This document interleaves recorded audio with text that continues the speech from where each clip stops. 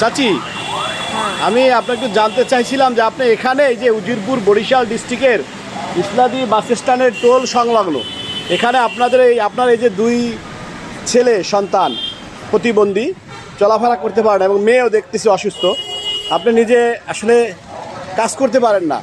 আর সেক্ষেত্রে আপনি যেটা বললেন 62 বছর বয়স, তো সরকার থেকে কোনো অনুদান আপনি পাইছেন কি না এ পর্যন্ত? পান নাই। আপনার বাড়ি এবং ঠিকানা এবং বলেন তো একটু।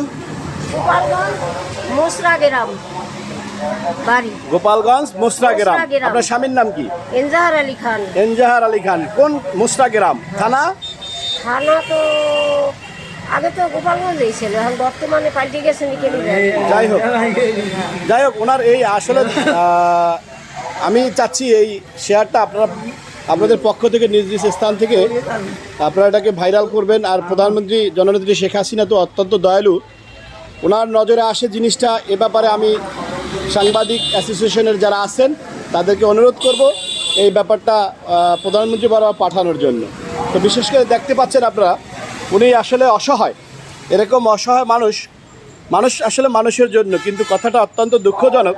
উনি একটা বাস স্ট্যান্ডে দেখেন রাস্তার পাশে। আমি আসলে এখানে আসছিলাম অন্য একটা কাজে, সে সুযোগে আসলে হয়তো আল্লাহ আমাকে এই কাজটা করার সুযোগ দিয়েছে। যাই হোক, উনি খুব অসহায়। দেখেন ওনার কিছুই নাই, ও হলো মানসিক রুগী এবং সে একদম প্রতিবন্ধী।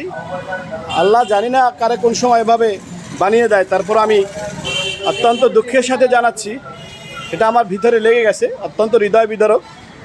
তো দেখেন, যদি পারেন কারো স্থান থেকে হেল্প করবেন। আর ওনার দুঃখজনক যে ওনার কোনো মোবাইল নাম্বার পাচ্ছি না। দেখ ঠিকানাটা আমি নিয়ে নিয়েছি, হয়তো আল্লাহ সুযোগ দিলে আমরা বের করব।